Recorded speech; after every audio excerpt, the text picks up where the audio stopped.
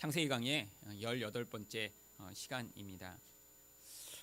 하나님은 전지하신 분이시라고 성경이 이야기를 합니다. 그런데 인간이 타락을 하고 있는 바로 그때에 하나님은 무엇을 하고 계셨을까요?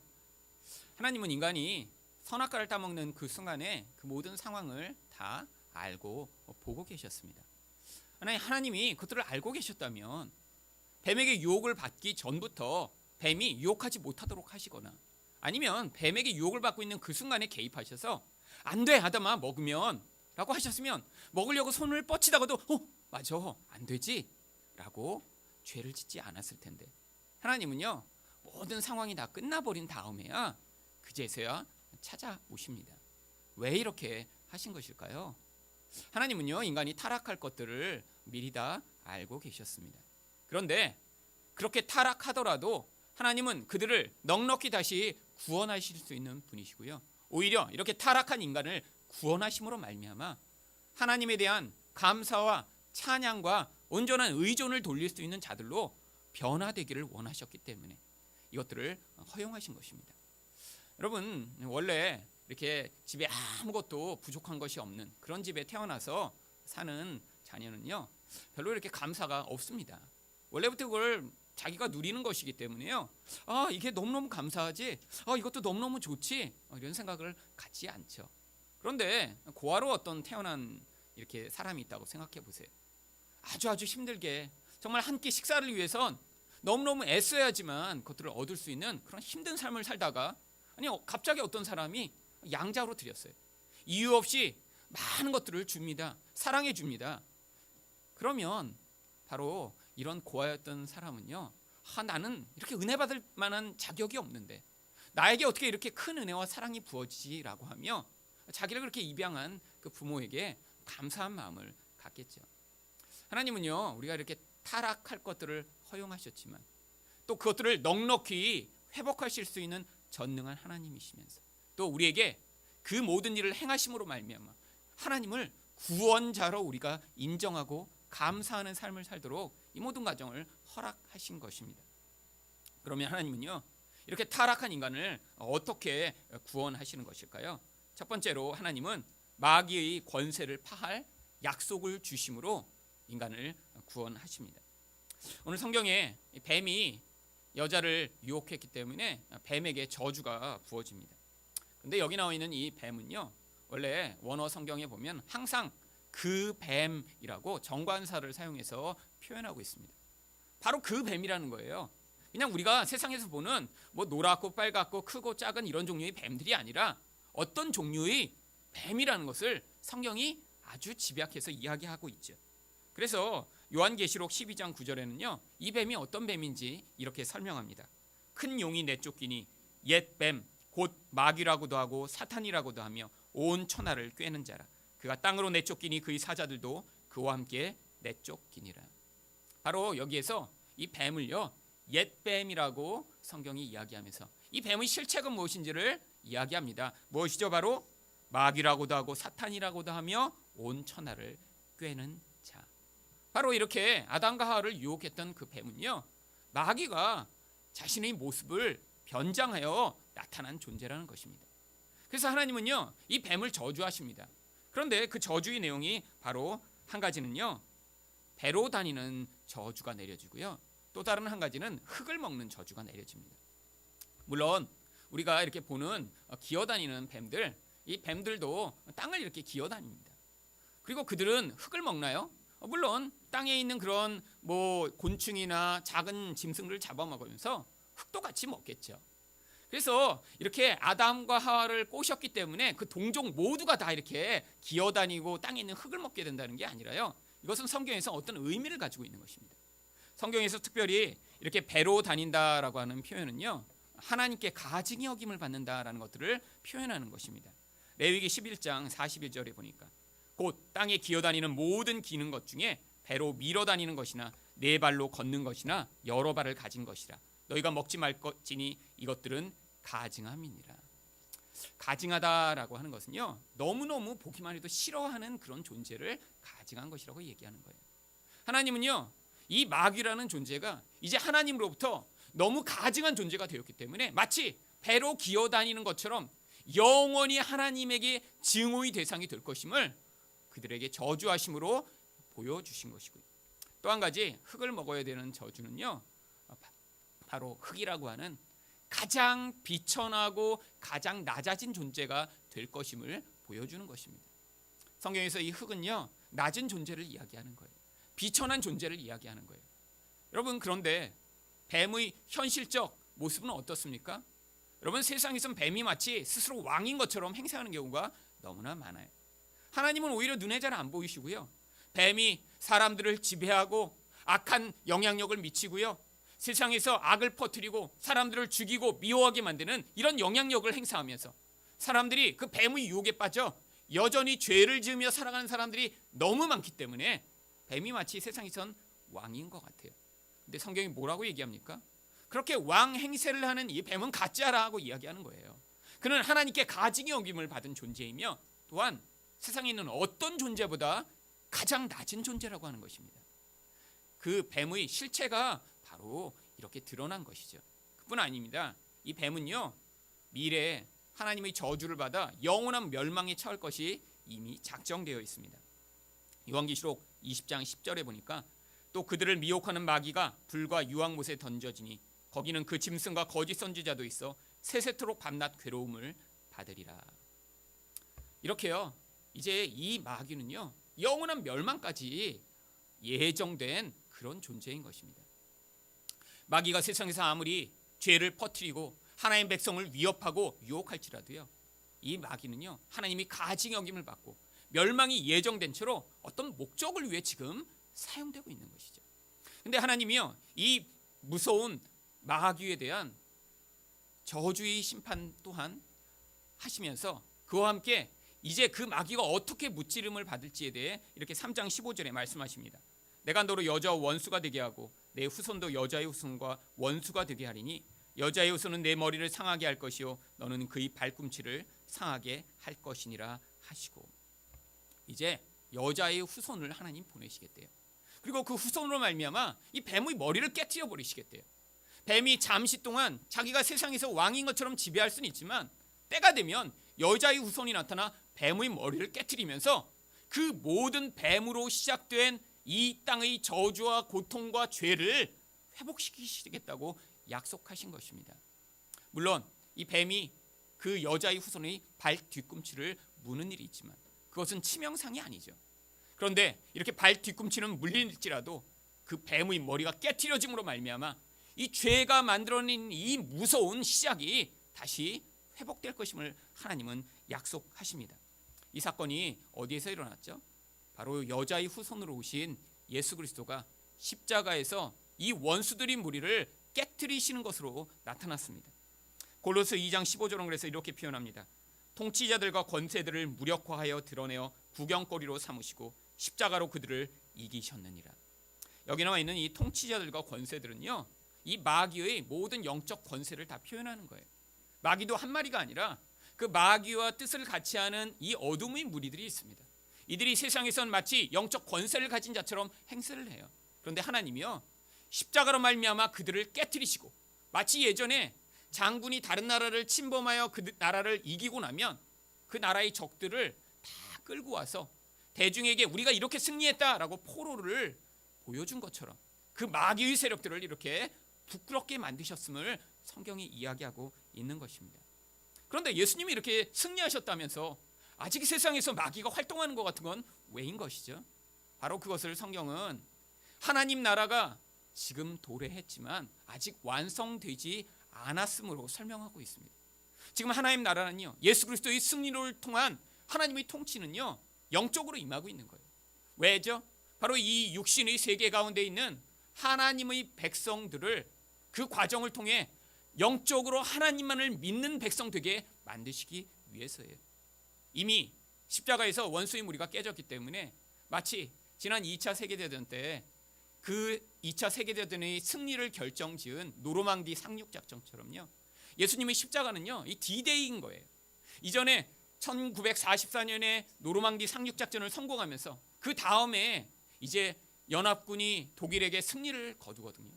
마치 2000년 전에 십자가에서 이런 승리의 전조가 선포됐는데 이제 온 땅의 그 승리가 완전하게 이루어지기까지요, 이제 시간이 조금 필요한 거죠. 근데 이 시간을 통해 하나님은요, 영적으로 하나님 백성이 예수 그리스도가 승리하셨음을 믿고 눈에 보이는 이 마귀의 세력이 아무리 강성하더라도 그 가운데 믿음을 가진 하나님 백성으로 드러나기를 원하시고 계신 것입니다. 두 번째로 하나님은 이 타락한 인간을 어떻게 구원하시나요? 바로 고통을 통해 예수님을 소망하게 하시는 방식으로 구원하십니다. 16절 상반절 말씀입니다.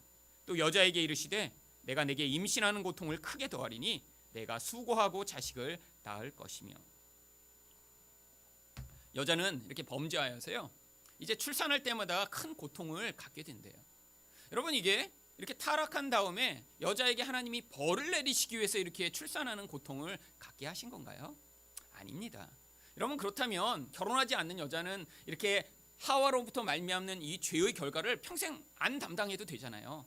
그리고 만약에 옛날처럼 뭐 8명, 9명 이렇게 아기를 많이 낳으신 그런 분들은요, 이 하와가 잘못한 걸 자기 평생에 그냥, 옛날에는 진통제도 없었는데 얼마나 많이 아기 낳으면서 힘드셨겠어요. 여러분, 그런 얘기를 하는 게 아닙니다. 바로 3장 15절에요 어떤 약속이 주어졌죠? 여자의 후손으로 말미암아 이 죄가 만들어낸, 또 죄의 영향력을 가져온 이 마귀 세력이 깨트림을 받고 거기에서 구원이 일어날 것을 약속하셨어요. 바로 이 죄가 인생 가운데 들어오면서요, 이렇게 출산뿐 아니라 인생은요, 끊임없는 고통을 경험하게 된 것입니다. 그런데 그 고통이 극대화될 때가 언제죠? 바로 출산할 때인 거예요. 바로 이 출산하면서 여자는요, 그 과정을 통해 무엇을 기대하게 되죠? 아, 죄가 나의 인생을 이렇게 파괴했는데, 이렇게 고통스러운 게 내가 행한 이 죄 때문이구나. 그러니까 하나님 약속하신 대로 그 여자의 후손으로 말미암아 이 죄에서 나를 구원하시겠다고 약속하셨으니 하나님, 저를 여기에서 구원하여 주세요라고 하는, 고통 속에서 예수 그리스도를 소망하는 마음을 얻도록 하시기 위해 여자에게 이런 출산의 고통이 주어진 것이지. 우리들이 바로 다 여자들입니다. 그리고요, 우리 인생에서도 하나님이요, 이렇게 죄가 만들어낸 고통들을 일상에서도 경험해요. 그런데요, 인생을 사시다 보면요, 그 고통이 마치 출산할 때처럼 아주 집약되는 경우가 있습니다. 저도 제 인생을 돌아볼 때요, 이게 늘 막 1년 365일 지난 40몇 년간이 늘 고통스럽지 않았어요. 행복할 때도 있었고요, 즐거울 때도 있었고, 별로 문제가 없는 것 같이 살 때도 있었습니다.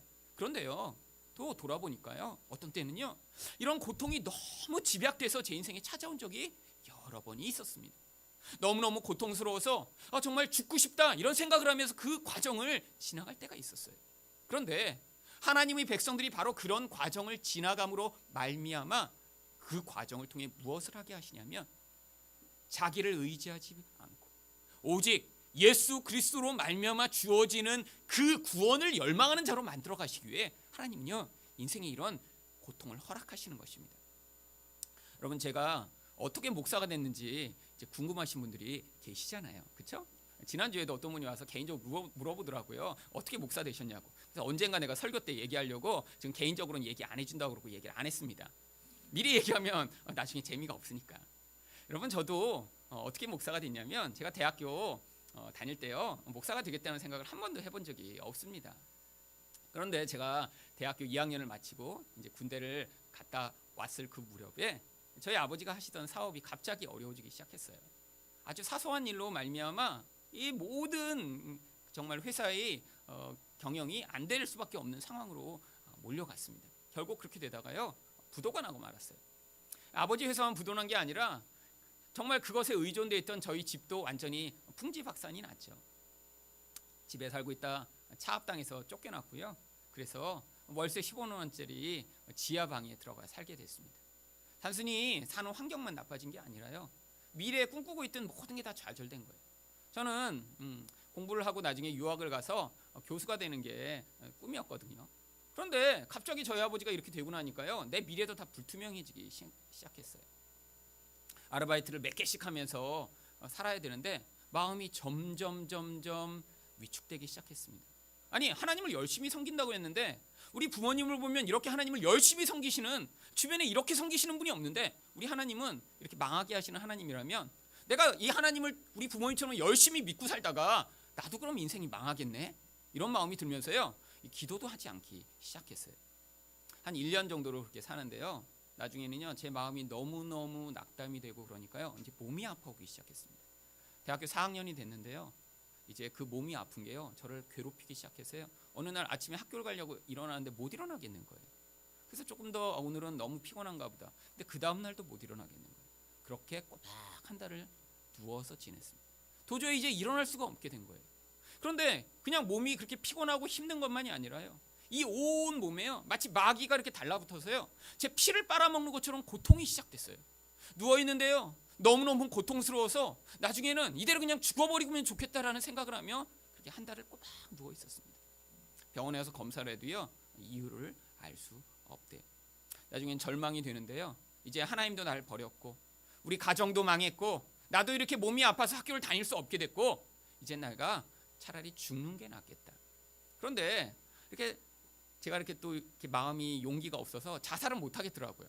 자살하면 지옥 간다며, 여기서도 이렇게 힘들었는데 그럼 영원히 가서 지옥 가면 그 무섭잖아요. 그래서 제 유일한 소망이 누워서 아침에 일어났을 때 제발 깨지 않았으면 좋겠다. 아침에 일어나면 눈을 뜨는데 다시 또 고통스러운 거예요. 그런데 그 고통에서 제가 여러 가지 과정들이 있었습니다. 그러다가 그래도 내가 돌아갈 때가 하나님밖에 없지. 이대로 죽느니 정말 하나님이 나에게 마지막으로 뭐라고 말씀하시는지 그 음성이나 듣고 죽자. 그래서요 기도원에 들어갔어요. 그래서 마음도 우리 그동안 하나님이랑 워낙 안 친했기 때문에 이제 하나님이랑 다시 이제 친하게 좀 이렇게 죽기 전에라도 하고 죽으려고요, 성경도 새 성경을 하나 사갖고 갔어요. 그래갖고 그 성경책을 가지고 들어가서 기도원에 들어간 첫날 밤에 이제 마음으로 처음 기도를 시작했습니다. 오랫동안 기도도 안 했어요. 너무 마음이 상해갖고. 그래갖고 근데 그날은 이제 하나님께 물어봐야 될 것 같은 거예요. 이게 새 성경을 가지고 왔는데 늘 창세기만 읽다가 이렇게 평생 이렇게 죽으면 안 되잖아요. 그래서 하나님, 어디 성경부터 읽을까요? 그런데 마음에 예레미야를 읽어라 하는 이런 마음이 계속 드는 거예요. 근데 예레미야 제가 어떤 성경인지 제가 그 당시 열심히 성경은 안 봤지만 그래도 알고는 있거든요. 그거 다 이스라엘에 대한 심판과 저주만 나오는 성경인데 하필이면 이게 죽기 얼마 전에 마지막으로 읽으려고 하는 이 성경이 에레미야일까? 그래서 마음으로 다시 기도했어요. 하나님, 좀 다른 좋은 거 이렇게 읽었으면 좋겠는데 다른 어떤 성경 좀 읽었으면 좋을 것 같더니 다시 마음에 에레미야를 꼭 읽어야 될 것 같은. 그래서 에레미야를 1장을 폈습니다. 그랬더니 1장 5절에 이런 구절이 있었어요. 물론 개역판입니다. 내가 너를 복중에 짓기 전에 알았고 내가 너를 태중에 구별하여 열방 중에 선지자로 불렀노라. 성경에 다른 부분이 다 지워지고요, 요 한 구절만 계속 저를 크게 막 글자가 확대돼서 보이는 거예요. 그래서 이건 아닌데, 그리고 제가 이제 성경을 다시 덮었습니다. 아니 평생 한 번도 생각해 본 적이 없거든요. 무슨 열방 중에 선지자야 세상에. 지금 난 아파서 죽으려고 그러는데 죽기 전에 하나님이랑 친해진 다음에 죽으려고 이제 금식을 하고 들어간 거예요. 그때부터. 그래서 다시 성경을 피고 접고 나서 그런데 그 한 번 들어온 글자가요 머리에서 떠나질 않는 거예요. 그래서 그날은 그냥 잤습니다. 그래서 그 다음날 아침에 일어나 하나님, 이거 이상한데 그래도 이게 정말 맞나 아닌가, 어차피 지금 이제 죽을 몸인데 이제 확인해야 좀 해보길 원합니다. 그래서 아버지한테 얘기를 드렸어요. 아버지 저 혼자 가서 그래서 이제 기도 좀 할게요. 그랬더니 괜찮겠니? 그래서 괜찮을 것 같다고. 너무 약해졌기 때문에 혼자 걷지도 못했었거든요. 그래서 아버지가 저를 기도굴에 이렇게 데려다 주셨어요. 그래서 기도굴에 앉아서요, 기도굴이라고 정말 그때는 이렇게 무덤처럼 생긴데 이렇게 깜깜한 데 앉아서 이제 기도를 시작했습니다. 하나님, 여태까지 20몇 년을 사는 동안 한 번도 목사라는 생각을 해본 적이 없는데 왜 갑자기 나 같은 사람한테 목사를 하라고 하는 것처럼 이렇게 하십니까? 이렇게 코너에 몰려서 도대체 나는 지금 죽기만을 바라고 있는데 저 같은 사람한테 왜 갑자기 이러십니까?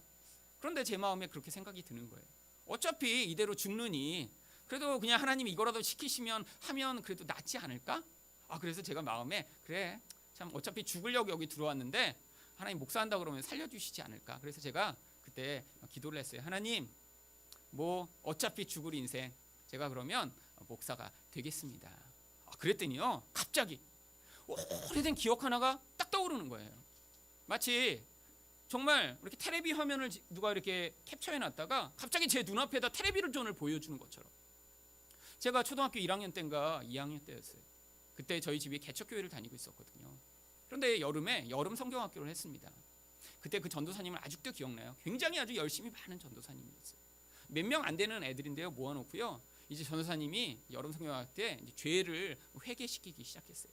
너 때문에 예수님이 죽으셨어 하면서 막 하는데 불을 다 꺼놓고 막 정말 진짜 아직도 기억이 나는 게요. 정말 가시면류관을 만들어 오셨어요. 그래갖고 막 이걸 가지고 자기 머리 쓰고 막 이건 예수님이 너 때문에 그랬어 막 피를 막 칠하시고 막 그래갖고 우리가 다 무서워서 막 하면서 다 울었어요 전부. 정말. 그리고 막 정말 십자가를 가지고 모형을 갖고 오시고요. 막 이만한 못을 가지고 거기다 그냥 꽝꽝 박으면서 네가 거기 매달려야 돼 막 그러면서 그래갖고 막 엉엉 막 무서워서 막 울다가 제가 기도했어요. 하나님, 제가 정말 저기 십자가에 매달리는데 전 무서워서 못 매달려요. 살려주세요. 제가 예수님 믿을게요 막. 그런데 그렇게 제가 고백하면서 눈물이 얼마나 많이 나는지 모르겠어요. 눈물이 팍 나서 기도를 하다가 하나님, 저를 이렇게 죽이시지 않고 대신 살려주시면 제가 뭔가 하나님을 위해 유익된 일을 해야 될 것 같은데 제가 그러면 목사가 되겠습니다. 제가 그때 그렇게 기도했었더라고요. 아니 그 생각이 번뜩 나는 거예요. 하나님이 나를 예전부터 기억하고 계셨구나. 그런데 이제 와서 내가 예수님이 이렇게 나에게 의지할 수밖에 없는 분이 되셨을 때야 내가 하나님의 음성을 듣게 되었구나. 여러분, 저도 그렇게 아주 정말 죽음의 밑바닥에 가서요, 거기서 그 고난의 끝에 있을 때 예수님을 붙들며 하나님이 내 인생을 향한 그 계획과 목적을 그때 받아들이게 된 것이죠. 여러분, 여러분 인생에서도요 이런 고난의 때가 어떤 때 집약적으로 올 때가 있습니다. 평소 때보다 더 힘들 수도 있고요, 평소 때보다 훨씬 더 어려워서 도대체 왜 내 인생에서 갑자기 이런 어려움이 닥치지? 그런데 많은 분들이요 그 과정을 지나며 하나님 백성은요 망하거나 죽지 않습니다. 하나님 백성은 그 과정을 통해 예수 그리스도를 소망하고 열망하는 자로 만들어지게 되는 거예요. 하나님은 그래서 우리 인생에 때로는 이렇게 출산을 위해 고통을 경험하게 되는 것처럼 인생에서 고통의 과정이 주어지는 것입니다. 그런데 그뿐 아닙니다. 이렇게 고통만이 여자에게 더해진 게 아니라요, 16절 하반절에 보니까 너는 남편을 원하고 남편은 너를 다스릴 것이니라 라고 하는 명령이 주어집니다. 아니, 아내가 남편을 원한다는 게 뭐죠? 뭐 결혼하고 싶은 건가요? 우리 자매들 남편을 막 원하세요? 도대체 이 원한다는 의미가 뭐죠? 아니, 그런데 남편을 이렇게 원하는데 남편은 어떻게 해요? 아내를 다스릴 거래요. 여러분, 이거는요 이제 히브리어에는요 생략법이라는 표현이 있습니다. 앞뒤에 똑같은 단어가 있으면요 서로 빼버리는 거예요. 똑같은 구절이요 창세기 4장 7절 하반절에 있습니다. 죄가 너를 원하나 너는 죄를 다스릴지니라. 여러분, 앞뒤에 똑같은 단어가 무엇이냐면요 서로 하나씩을 뺀 건데요, 원래 이 구절을 다 모든 단어를 집어넣어 생략법을 사용하지 않고 표현하면요 너는 남편을 다스리길 원하고 남편은 너를 다스리길 원할지니라, 이런 의미입니다. 여러분, 왜 하나님이 이런 말씀을 하신 거죠?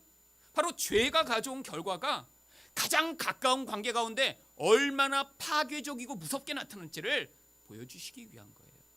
여러분, 모든 사람들이 사실 행복하기 위해 결혼을 하죠. 그런데 그 행복이 결혼을 통해 정말 주어지시던가요?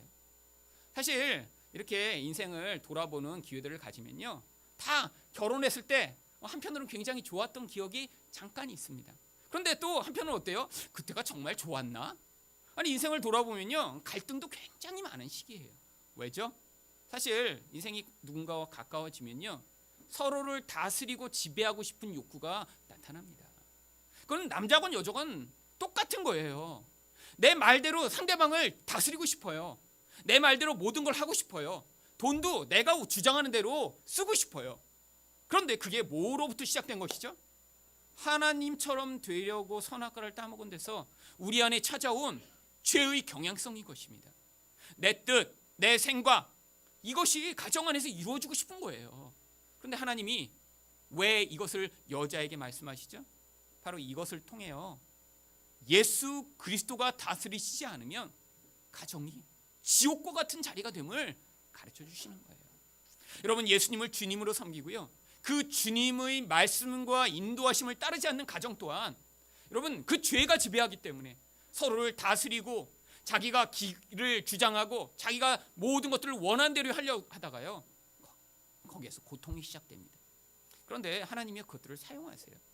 예수 믿는 가정에서는요, 처음에 이런 갈등의 과정, 서로 기싸움을 하는 과정을 지나다가 거기에서 내 뜻대로 안 되는구나 라고 하며 하나님의 명령을 받아들이는 일을 할 때 거기에서 무엇이 주어지죠? 행복과 기쁨이 주어집니다. 그런데 그 순종을 하지 않으면요, 아무리 사랑하는 사람이랑 결혼해도요, 가정에서는요, 지옥과 같은 그런 결과가 만들어지게 되어 있는 거예요. 하나님이 이 가정을 만드신 이유가요, 행복을 위한 것이 아닙니다. 행복은 결과로 주어지는 거예요. 거룩해지면, 예수님과 같은 마음을 가지게 되면 이 가장 가까운 관계 가운데 행복을 맛볼 수 있습니다. 그런데 하나님이 이 과정을 통해 우리를 거룩하게 만드시고자 가정을 준비하신 거예요. 그래서 에베소 5장 31절 32절에 이런 구절이 있는 것입니다. 그러므로 사람이 부모를 떠나 그의 아내와 합하여 그 둘이 한 육체가 될지니 이 비밀이 크도다. 나는 그리스도와 교회에 대해 말하노라. 여러분, 바울이요, 남자와 여자가 한 육체가 된대요. 이거 결혼에 대해서 이야기하는 거 아닌가요? 그러더니 바울이 아니래요. 그 안에 비밀이 담겨 있대요. 실제로는 남자와 여자가 만나 결혼해 한 가정을 이루는 것 같은데 하나님이 그 과정을 통해 뭐를 그 안에서 준비하고 계시다고요? 교회와 예수 그리스도의 연합을 준비하시는 것으로 이 가정 또한 사용하신다는 거예요. 성경이 이야기하는 대로 아내는 남편을 순종하고 남편은 아내를 사랑하는 그 모습, 이게 바로 죄에서 벗어난 모습입니다. 그런데 이렇게 가정 안에서 이것들을 훈련할 때요, 어떤 결과가 주어지는 거죠? 바로 예수님의 신부로서 우리가 준비되는 과정을, 그 과정을 통해 밟아가고 있는 거예요. 여러분, 하나님은요, 이렇게 죄가 만들어낸 결과를 통해서도요, 그 죄의 파괴적인 결과가 우리 인생을 지배하지 않고 그것을 통해 오히려 예수 그리스도를 만나고 하나님을 의지하는 사람들을 만들어내는 도구로 사용하시는 것입니다. 마귀가 인간의 연약함이 죄를 가져왔지만 이 죄가 모든 사람들을 저주 가운데에 처하게 하지 않고요, 오히려 하나님은 이것을 통해 구원을 이루어 나가고 계신 것입니다. 마지막으로 하나님은 타락한 인간을 어떻게 구원하시나요? 하나님은 인생을 통해 낮아짐을 경험하게 하심으로 하나님은 구원하십니다.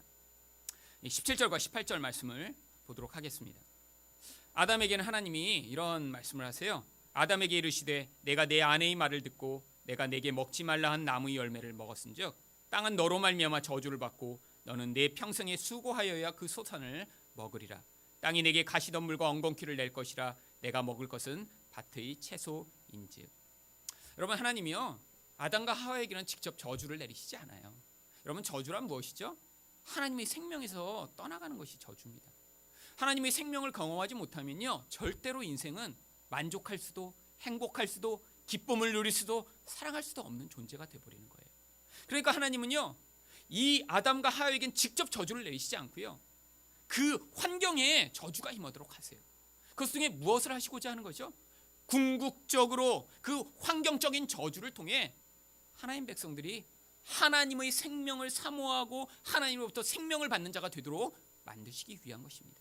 그런데요, 아담으로 말미암아 그런 온전한 통치 가운데 있는 세상이 이렇게 하나님의 생명을 누려야 되는데 이 세상이 다 저주를 받아버리고 맙니다. 그런데 이것이 무엇을 보여주는 것이냐면요, 19절 말씀입니다. 내가 흙으로 돌아갈 때까지 얼굴에 땀을 흘려야 먹을 것을 먹으리니 내가 그것에서 취함을 입었음이라. 너는 흙이니 흙으로 돌아갈 것이니라. 여러분, 인간이요, 원래 흙으로 만들어진 존재입니다. 어떤 흙이요? 아파르라고 하는 먼지 덩어리로 만들어진 존재인 거예요. 그런데 이 먼지에 불과한 인간이요, 하나님처럼 되려고 하다가 타락해버리고 맙니다.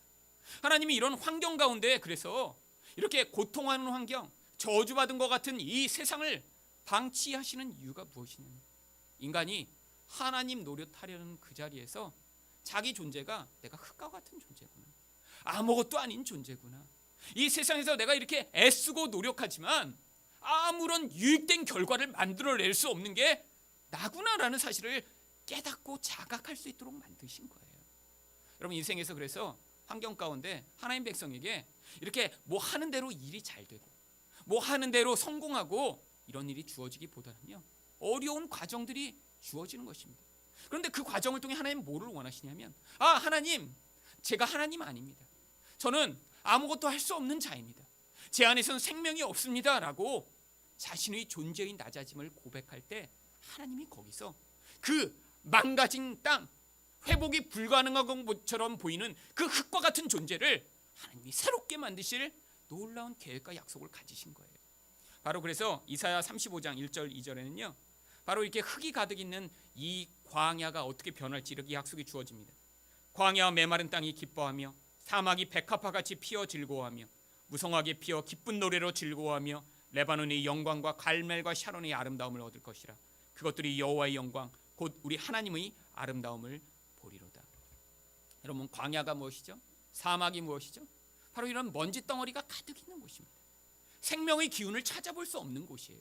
근데 하나님이 이렇게 죄로 말미암아 황폐한 곳에서 무슨 일을 시작하시냐면 예수 그리스도로 말미암아 주어진 성령으로 말미암아 그 광야가 푸르른 숲이 되며 놀라운 아름다운 꽃들을 만드는 그런 초원이 될 것임을 약속하고 계신 거예요. 여러분, 하나님 백성이 인생에서 이런 흙과 같은 존재임을 고백하며 그것들을 깨달을 때 거기에서 예수 그리스도로 말미암아 붙잡게 되는 그 성령의 놀라운 능력을 경험하게 될 때 하나님은 흙과 같은 우리 인생을 그렇게 만드실 수 있습니다. 여러분, 김혜영 자매라고 하는 분을 알고 계신가요? 텔레비전에도 이제 여러분 소개되고 책도 많이 쓰신 분이에요. 여러분, 이 김혜영 이제 선교사님이죠. 지금 아프리카 케냐에서 미라라 학교 아프리카 전체 지부 본부장을 맡고 일하고 계신 분입니다. 그런데 이분은요, 아주 심각한 장애를 갖고 있어요. 키가 134cm밖에 안 됩니다. 초등학교 한 3, 4학년 정도의 키죠. 척추 장애가 있어 갖고요. 절름발이로 걸어야 되고요. 또 척추가 너무 아파서 몇 시간 이상 자리에 앉아 있지도 못한 분입니다. 태어났는데요, 할아버지가 딸인 거를 보며 난 첫째 아들을 원했는데 어떻게 딸이야? 저주받은 딸이다. 할아버지 그러니까 아버지가 홧김에 태어난 지 3일밖에 안 된 아이를 집어다가 벽에다가 던져버린 거예요. 그래갖고요, 아이가 척추를 맞아 땅에 떨어지면서요, 그때부터 척추가 삐뚤어진 그런 아이로 자라게 됐어요. 아들을 원했는데 딸이었다고요.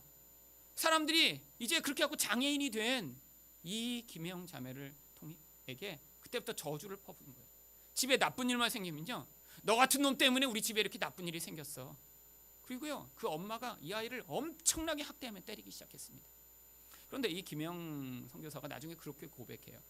엄마가 나를 그렇게 많이 때린 게 다른 사람이 하도 나를 미워하고 때리니까 엄마가 나를 대신 때려서 딴 사람이 나를 때리지 못하도록 막아주고자 보호한 것이라. 그렇게 해서 엄마를 용서하더라고요. 어려서부터 매일매일 맞고 자란 거예요. 그 엄마가 그런데 엎친 데 덮친 격으로요, 7살 때 사고를 당해갖고요, 정신불면증이 옵니다. 그러니까 이 학대와 이 모든 폭행이 너무너무 심해진 거예요. 매일같이 매를 맞지 않으면 잠을 잘 수 없는 그런 삶이 시작됩니다. 그러다가 14살이 돼서 이 아버지가 자살을 해버려요. 그러고 나니까요, 그 엄마가 이제 더 아버지가 죽은 것까지 너 때문이다 그래서 폭행이 더 심해집니다. 그러니까 14살 때 집을 도망 나옵니다. 그래갖고 14살부터 식모살이를 시작해요. 그런데 여러분, 이렇게 키도 자라지 않고 몸이 아파서 제대로 일도 못하는데요, 어느 한약방에서 식모생활을 하면서 살고 있는데 아이들이 학교에 가는 게 보니까 너무 부러운 거예요. 그래갖고 야간에 가서 공부라도 해보려고 그러는데 몸이 아파갖고요, 책상에 앉아 있을 수가 없는 거예요. 그래갖고요, 내가 이렇게 공부로는 안 되겠다 그래서 이제 손으로 하는 이 편물 기술을 배웁니다. 몇십 년 전에는 이렇게 이제 그 옷감을 짜는 이런 기술자가 많이 필요했잖아요. 그래갖고요, 열심히 기술을 배워요. 그런데 그렇게 식모살이를 시작한 지 얼마 지나지 않아서 이렇게 부모도 자기를 학대하고 버렸는데 자기에게 친절하게 대해주는 사람들이 있는 거예요. 아니, 나 같은 장애인, 버림받은 나를, 아니 저 사람들은 왜 이렇게 친절하게 해주고 사랑해줄까? 그래서 그들을 따라서 그들의 모임에 갔는데 거기가 교회였습니다. 그래서 거기에서 그 교회의 사모님한테 사랑을 받고 또 도움을 받으면서 이제 그 편물 기술을 열심히 연마해요. 그러다가 19살 때 전 세계에서 열리는 장애인 기능 대회에서 금메달을 수상합니다. 그리고 한국에 돌아와서요, 이제 내 인생이 이제 열리나 보다, 이제 이렇게 금메달을 따고 났더니 뭔가 좋은 일이 생기겠지. 그런데 사람들은 여전히 자신을 장애인으로밖에 여기지 않는 거예요. 그래서 내가 대학교를 못 나와서 그러나, 그래서 그때부터 공부해 갔고요, 검정고시를 보고 대학 시험을 보는데 계속 떨어집니다. 그러다가 어느 선교 단체에서 보낸 그 책자를 보다가 아프리카에 있는 보츠와나라고 하는 나라에서 직업 학교를 여는데 편물 기술자 자원봉사자를 모집한다는 광고를 보게 돼요. 그때 기도를 합니다. 그랬더니 마음에 하나님이 이런 음성을 주셨다고 그래요. 너를 필요로 하는 곳으로 가라. 여기서는 나는 장애인에 불과하지만 그 아프리카에 가면 그 아이들에게 내가 선생님이 될 수 있겠구나. 그래서요 20대 초반에 아프리카 보츠와나로 갑니다. 그때 가면서 이렇게 고백을 했다고 그래요. 나를 필요로 하는 인생을 살아야 한다. 아프리카의 보츠와나에서 지난날 나처럼 비참한 어린 시절을 보내고 있을 그 아이들의 장래를 위해 내가 아프리카로 꼭 가야 한다. 가서 아이들을 열심히 가르칩니다. 그 아이들은요 이 김혜영 선교사를 보고요 You are beautiful 이렇게 얘기를 해주는 거예요. 왜? 그 나라에서는 그렇게 장애 있는 게 별로 중요하지 않아요. 자신들은 갖지 못한 놀라운 기술을 가지고 있어요. 그러니까 선생님을 향해 아름답습니다. 김혜영 자매가 거기서 평생 처음으로 자신을 아름답다고 하는 아이들을 만납니다. 그런데 문제가요 너무 가난한 나라라 4년 만에 이 직업학교가 문을 닫습니다. 아이들이요 집에 가지를 않아요. 집에 가면 물 뜨고 빨래하고 이런 일밖에 할 게 없는데 여기서라도 기술을 배워야 우리 가족이 먹고 산다고요. 학교는 문 닫았지만 우리를 제발 가르쳐 주세요 하고 몇 명의 아이들이 남아 이 선생님한테 요청을 합니다. 그래서 이 김혜영 자매가 그래 나라도 떠나지 않고 그럼 가르치자 그래서요 그 아이들 데리고 시작했다가 그 학교에 다시 교장이 돼서 이 학교를 14년간 이끕니다. 14년쯤 되니까요 이제 학교도 커지고요 외국에 나가서 이런 간증을 하고 그러면서 후원을 많이 받아요. 그래서 이 학교가 이제 정상화가 됐을 때 이제 내가 이 학교에 필요 없겠구나. 이렇게 가난하고 힘들고 장애를 가진 사람들을 내가 어떻게 도와줄 수 있을까 하다가 이제는 제도적으로 이들을 잘 도와주기 위해 내가 공부를 해야겠구나. 그래서요 미국으로 옵니다. 어느 선교사님의 도움을 받아서요 미국에 있는 뉴욕의 나약 대학이라는 데 지원을 하는데 이제 합격을 해요. 근데 돈이 없는 거예요. 보츠와나에 있을 때요 거기서 돈을 하나도 안 받고 자원봉사를 14년 동안 한 거거든요. 그래서 어떻게 해요 이거 학교를 다니지? 근데 첫 등록금이 원래 7,000불인데 장학금을 2,000불 받아서 5,000불을 학교에서 내라고 그랬대요. 그런데 어느 날 카드가 하나 온 거예요. 옛날부터 알고 있던 분이. 열어보니까 딱 5,000불이 들어있었습니다. 그 카드에 우리 한국에 있는 우리 부모님이 돌아가시면서 유산을 정리했는데 이 유산을 우리 혜영자매 대학교 공부하는 동안에 학비로 주라고 하나님이 하셔서 이제부터 대학교 졸업할 때까지 우리가 지원을 하겠다고. 그래서 대학을 그렇게 해서 그 도움을 받아 대학을 졸업합니다. 그러고 났더니 이것만으로 안 될 것 같아요. 이렇게 어떤 정책을 세우고 그런 일을 하기 위해선 공부를 조금 더 해서 석사학위 정도는 있어야 이런 일을 할 수 있다고 생각해서 대학원을 진학하려고 하는데 콜롬비아 대학교에 지원서를 냈습니다. 주변에서 다 말려요. 콜롬비아 대학교는요 미국의 아이비리그라고 해서 가장 좋은 대학 중에 하나고요. 문제는 대학이 좋은 만큼 학비도 엄청나게 비쌉니다. 1년 등록금이 5만 달러 한 5천만 원이 넘고요. 생활비까지 거의 한 7, 8만 달러가 들어요. 주변에서 이렇게 돈이 아무것도 없는데 거기 지원한다고 그러니까 다 말리는 거예요. 심지어는 이제까지 후원해왔던 가족조차 제발 딴 데 가라고. 그런데 그래도 한번 해보겠다고. 하나님이 여태까지 내 인생을 아무것도 없는데 이렇게 도와주셨는데 이번에도 하나님이 기회를 주시면 여기서도 가능케 하실 거라고 지원했는데요 합격을 합니다. 그런데 정말 졸업할 때까지 수십만 달러의 비용이 드는데요 하나님이 계속 공급해서 그 과정을 마치게 하신 거예요. 그래서 그 과정을 마치고 한국에 잠깐 귀국했다가 이제 또 부탄이라고 하는 또 인도 북쪽에 있는 아주 작은 나라가 있습니다. 그 나라에 가서 직업 학교를 세우는 일에 2년 동안 여성들을 불러다가 편물 기술을 가르치고 그들을 학교를 세우는 일에 돕다가요 지금은 아프리카 케냐에서 미랄재단 아프리카 본부장으로 일하고 있습니다. 혜영자매가 이렇게 누가 질문했는데 답을 했습니다. 당신을 움직이는 초인적인 힘은 무엇입니까? 물론 기독교 서점 안에서 이제 두란노에서도 책을 많이 내고요. 또 이제 일반 세상 출판사에서도 책을 냈습니다.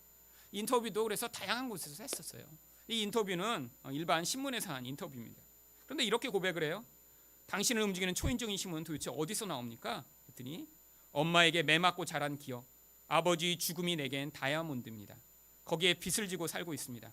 행복한 것은 그냥 지나가지만 아픔과 상처는 지나가지 않고 그 자리에 남아 반짝반짝 빛을 냅니다. 다이아몬드처럼 빛나는 그 상처와 아픔의 힘으로 내가 계속 살아가고 있다고 생각합니다. 아프리카에서 생사를 넘어든 경험은 다시 미국 유학을 가능히 한 다이아몬드가 되어 주었습니다. 여러분, 이런 환경에 있는 사람들이 정말 이 땅에서 가장 낮아진 모습, 남이 생각할 때는 비천하고 도저히 소망이 없는 모습 같은데요, 하나님이 그들 가운데 소망의 근거가 되시면요, 그것들을 넉넉히 이겨내 많은 사람들이 그 소망 가운데로 예수 그리스도를 바라는 자리로, 그리고 미래에 대한 소망을 얻는 자리로 이끌 수 있는 사람으로 변화되는 것입니다. 하나님은 때로는 그래서 우리 인생에서요, 이런 고난을 허락하시기도 하고요, 우리를 이렇게 가장 낮아진 자리로 내려 보내시는 이유가 바로 여기에 있는 거예요. 우리 안에는요, 이런 세상에 소망을 줄 수 있는 능력과 힘이 없습니다. 하지만 우리가 이렇게 고난을 통해 이런 낮아진 자리에 서게 돼 우리 유일한 소망의 근원이 되시는 예수 그리스도를 바로 만나게 되면요, 예수님으로 말미암는 그 능력과 힘으로 말미암아 이렇게 소망이 없던 자로 말미암아 오히려 많은 사람에게 소망을 주고 그들에게 하나님의 생명을 공급하는 자로 변화되게 될 수 있는 줄 믿습니다. 지금 고난 가운데 있으신가요? 지금 이렇게 낮아진 자리에 서셨나요? 하나님이 여러분이 그 상황을 통해 여러분 또한 이렇게 사람들에게 생명을 전하는 자로 만드시는 과정 가운데 있다고 믿으시며 이 고난을 예수 그리스도를 믿는 믿음으로 이겨내시기를 축원드립니다.